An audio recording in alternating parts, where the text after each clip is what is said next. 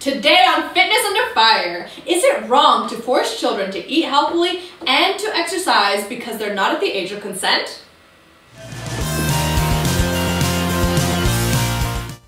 Welcome to another edition of Fitness Under Fire, a debate channel covering topical and controversial fitness topics. My name is Kat, I will be your host, and we have two debaters, Al and Christina. Now keep in mind that whatever opinions are expressed today are not necessarily the opinions of the people that express them. We are just trying to do justice to very tough topics so that you, the audience member, can decide where you stand. So, without further ado, today's topic is it wrong to force children to exercise and eat healthily because they aren't at the age of consent? Take it away. Okay, so first off, let's just point out why this topic is gaining such notoriety lately. Let's do that. This is starting to come from Sonalee Rashatwar, who's dubbed herself the fat sex therapist.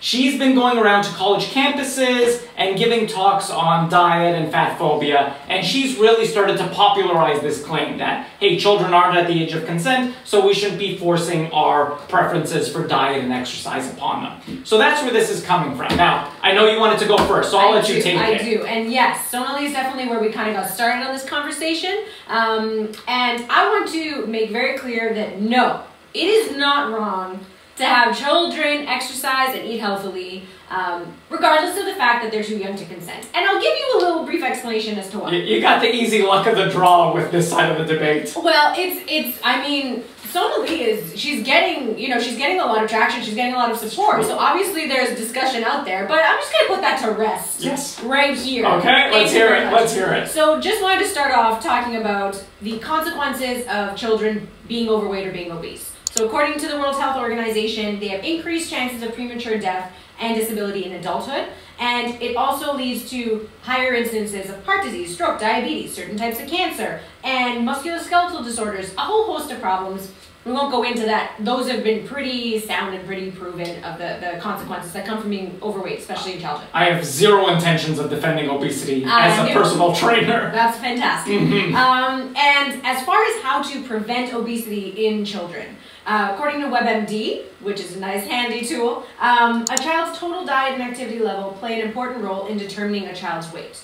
There's, of course, sometimes there are the odd exception of a medical condition, certain genetic factors, they do come into play. And there is a variety of healthy weights for children. But a disproportionate amount is physical activity and diet. And so WebMD themselves are stressed that in order to get children to not be obese or overweight, or to get them to lose weight if they are obese or overweight, is to make gradual changes.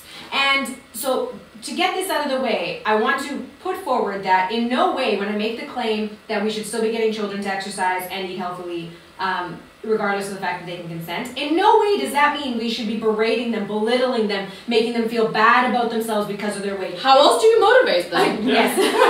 That's how I got in shape. No, it's not. And so in no way are we saying that you need to put your child on a strict diet or force them in the gym and like doing that bench press all the time. That's not at all what the argument is. Because they didn't consent. Because they're children, because we don't have to hold them to specific standards, and because it's never right to berate someone for how they look, because that's an entirely different, this is not a question about looks, it's a question about health. But as far as keeping them healthy, if you are a parent, you are doing all sorts of things regardless of the fact that your children can't consent. When your kid doesn't want to go get a vaccine, do you say, oh, okay, since you're not consenting, you can stay home and, it'll be fine? I don't want to write the exam. No, yeah, they don't want to go to school. I heard that's how measles made a comeback. Yes, it is how measles made a comeback. Actually, that wasn't from the children, but that's an entirely different debate topic. So we do all kinds of things as parents. The whole point is children have not developed their brains sufficiently to make decisions for themselves. Some adults haven't developed their brains. Yes, but that's we can't control that part. But as a parent, it is your responsibility. If your kid doesn't want to go to school, you don't just get to say, okay, don't go to school because you can't consent to do so, so I'm not going to force you. It's the law. You have to go to school. You have to do all sorts of things. You're entrusted. Your children. I mean, it's not their choice, but they are born to you. You are the one who's supposed to be making those decisions for them. And another important point when it comes to this particular topic is we're talking about obesity and being overweight. But this claim that you should make kids exercise and eat healthily is regardless of what size they are. They can be a little skinny kid, eat healthy and exercise. You can be a really overweight kid, eat healthy and exercise. You can be a perfectly weighted child, eat healthy and exercise. Okay. It has nothing to do with how you look. It has nothing to do with any of that. It is something that responsible parents need to try to do with their kids for their health and their future. Can I chime in here? So I'm having a lot of difficulty with this topic, obviously, and I did not get the luck of the draw in trying to defend Sonalee Rashatwar's outlandish statements. And it's so easy. Oh yeah, it's definitely going to be easy to argue for this. So, I'm curious to hear what you have to say. So I understand that this is supposed to be a debate channel, and I get that we're supposed to disagree, but he's on board. I have to admit that I agree with a lot of what you said. And for me personally, this is difficult. I'm literally an expert on consent. I literally got my PhD in biomedical ethics and health policy, giving talks and writing papers on consent. I was going to take a moment to explain to you what consent is and how people can consent, but I thought I would not. Thank you. So as a literal expert in the field, it pains me when I see people like Sonalee really butcher the topic of consent. Of course, they're children. Of course, they cannot consent. They lack the capacity to consent. As you pointed out, that applies to far more than diet and exercise. Can you not take them home after you give birth to them, after you birth them because they didn't consent? They didn't consent to coming to my house. Can you not take them to the doctors when they're sick? I never wanted to go to the dentist. I know you didn't either. Should our parents not have taken us to the dentist? Our teeth would have fallen out.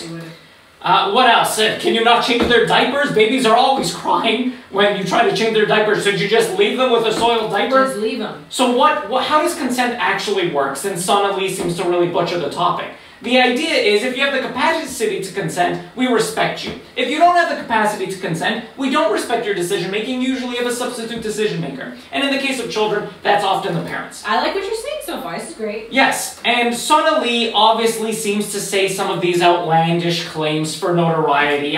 Even in one of the articles I was looking at, she compared dieting to rape. She compared health science to Nazism. So I'm not going to do anything that attempts to justify some of these outlandish comments. But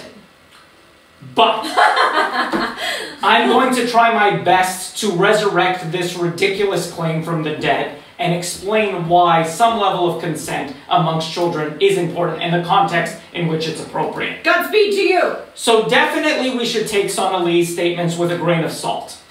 But here's where I come in. If you're the substitute decision maker for anyone, and that includes if you're the parent of a child, you can't just make any decision. That's not what a substitute decision maker does. Correct. You have to do it in the best interests of, in this case, the child. In the best interest of the child. Yes. You cannot be harming them. No. And so there are certain diet and exercise regimens that could potentially be harmful to a child. Correct. And their lack of consent, combined with the harm that you're imposing on them, does mean that you're not justified in putting that on your child. Correct. And it's not just extreme instances. You mentioned extreme dieting or extreme exercise.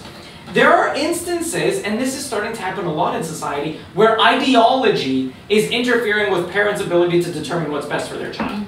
And this is certainly true in the case of extreme exercise, but it's also in the case of your personal diet ideology being pushed on your child. It might be keto, and that may not be advantageous or beneficial to all children, and it might be harmful to some children.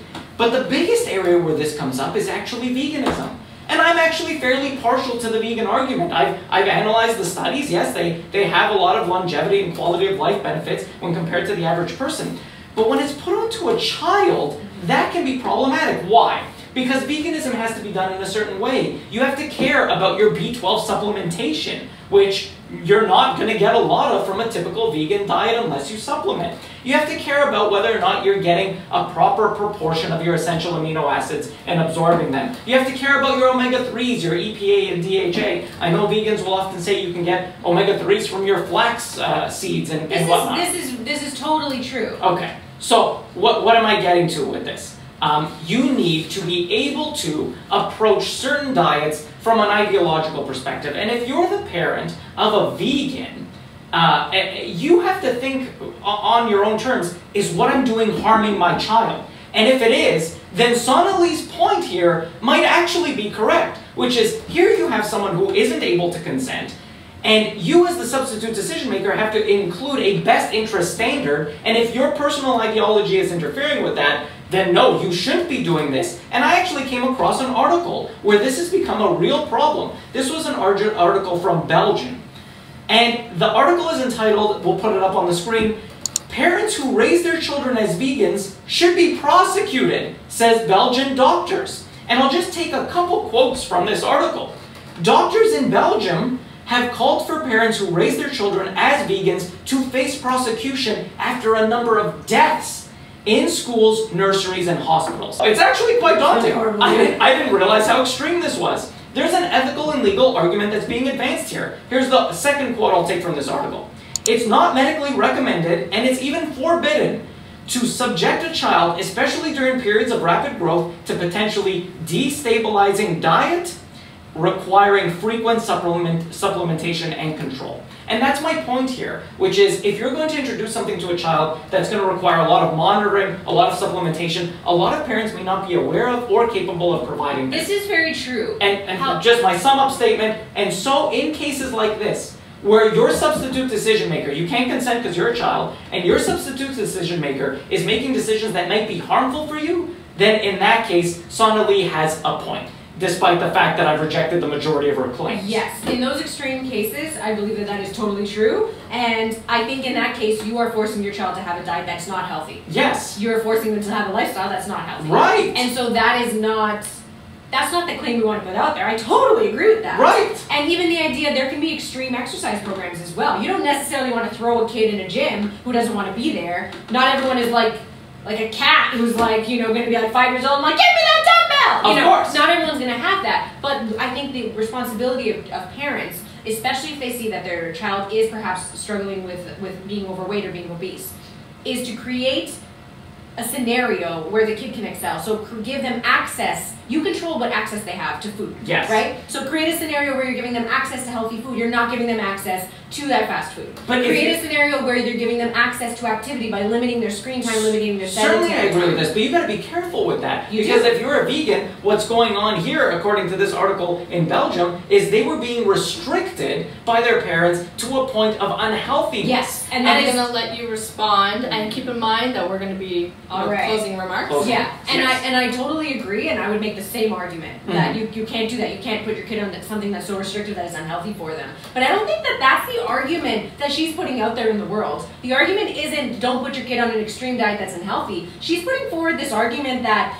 doing any type of monitoring of your child, or even recognizing if your child has some type of challenge like being overweight, is problematic. And I think that's, you know, that could then be applied to every aspect. If your kid has trouble academically, are you going to say don't go to school because it's hard for you and I don't want to make you feel challenged because you don't like it and you don't consent to that? So I think that is a real problem. The idea that you can't put any structure on your kid to try to monitor that because they can't consent. Yeah, or try to recognize that being obese as a child is unhealthy or a problem. So I think that's the real problem there. But I totally agree with the idea. So obviously I'm not going to defend some of the more extreme and outlandish claims by Sonalee. But all I'm pointing out here is this argument about consent is actually more of a finicky one than perhaps we generally acknowledge. You as a parent are not allowed to just do anything to a child. And if Sonalee wants to make that point and maybe water down some of her more extreme rhetoric, then she has a point. Yeah. You can't just do anything to your child. Because what you are entrusted with, you use the term entrust, is the best interest of a child. And this applies to all substitute decision makers. If you're caring for an elderly person with Alzheimer's, your substitute decision making is based on a best interest standard. Similar for children, you can't impose harms on them.